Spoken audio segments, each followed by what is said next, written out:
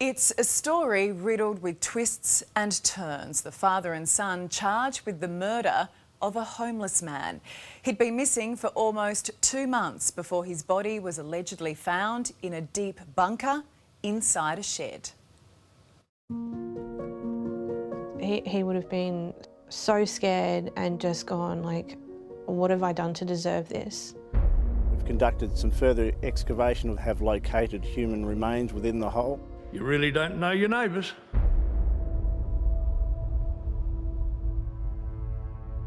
At this property, 45 kilometres north of Adelaide, something terrible happened. Claims of a fatal confrontation that's destroyed 2 families, cost children their dad, and left neighbours rattled and in disbelief. Was it a father protecting his castle, or a cold-blooded execution of a homeless man? Or something else entirely? Most gentle person you could possibly meet, never wanted to intentionally hurt anybody. Stephen Murphy was a dad in a desperate situation. Living on the streets without his 2 boys, no place to call home. What would that have meant to him? It would have shattered him. His kids are everything to him, so would have absolutely broken his heart. Stephen's sister Rebecca says her brother was also terminally ill. He was diagnosed with stage 4 cancer, lung cancer. A vulnerable, struggling man. Then there's 46-year-old Keith Yandel and 19-year-old Marco. A father and son, both accused of murdering Stephen. Just didn't deserve to go out like that. In what prosecutors called a cold-blooded execution. Police allege the final moments of the carpet layer's life were unimaginable. Officers claim he was defenceless, alone, in the dark, when he was confronted by Keith and Marco in their shed at Cuddler. Gosh, Rebecca, what would your brother have been thinking in that moment? Oh, he would have been so scared.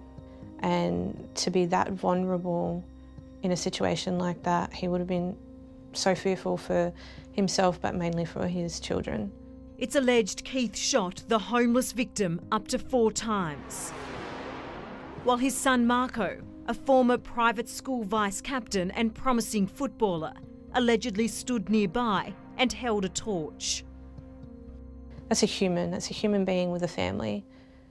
Like, my mind just is completely blown away by it all. Police initially thought this was a missing persons case. Rebecca says he was last seen on February 15 when he left his mother's home.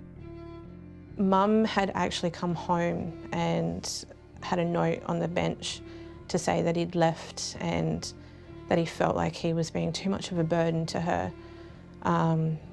And I knew that it was really weird that he'd just leave here without, contacting anybody to say that he'd found somewhere to stay. And we're here as a result of some information received. There may well be a body on the premises here. 2 harrowing months later, a tip-off led detectives to the Yandel family property, just across the road from Murray. When the police first rolled into the property, what did you think, or what did they tell you? Well, they were looking for missing persons. And the bloke that they were looking for was sleeping in sheds, motor cars, containers, whatever he could bunk under. But the police search was ultimately as much about the father and son as it was about finding Stephen. Officers allegedly uncovered 20 cannabis plants and an unregistered gun. 45-year-old Keith Yandel facing court on those drugs and weapons charges today. Keith was sort of a loner. I've been here 20 years, he moved in 10 years ago. We wave to each other. We don't, no barbecues or anything, that's all, but we just, And I thought he was a pretty quiet sort of a bloke. The more police dug, the more curious neighbours became. We did have a bit of an interview and they asked some questions about whether did I know he had a pit. Police allege in a bunker, 15 metres by 15 metres, down a 6-metre man-made hole, they found Stephen's body. Yeah, it's horrific, it is. It's really a shock. Once police found Stephen's body, they then uncovered another crucial piece of evidence, CCTV from inside the shed, which prosecutors allege captured the entire incident. Keith is also charged with destroying human remains to pervert the course of justice. It's one thing to shoot somebody and just leave them there, but to make the conscious decision to physically bury someone and like they just didn't matter. During a bail hearing, prosecutors gave a detailed description of what they allege to have occurred. They claim at 10 p.m, Keith Yandall fired a warning shot. 15 minutes later, the father and son allegedly ordered a cowering Stephen to empty his pockets, before police claim he was shot up to 4 times at close range. It's a wild one. And it's a weird one. It gives you a weird feeling. Forensic criminologist Xanthi Mallet. How do you satisfy a court that something is self-defence?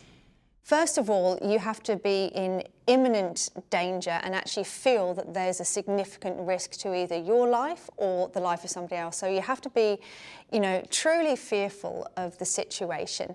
And you also have to respond proportionally. How far will Marco's, baby-face private school profile take him in the courtroom?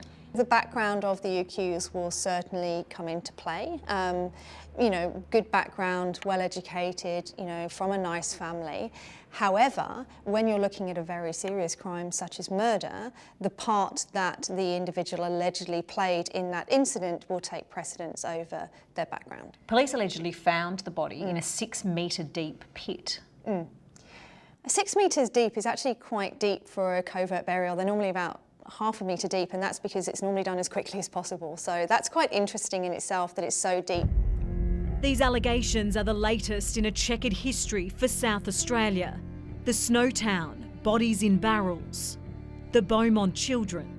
I would say that Adelaide has certainly earned its place in Australian criminal history. Just be aware and look over your shoulder now.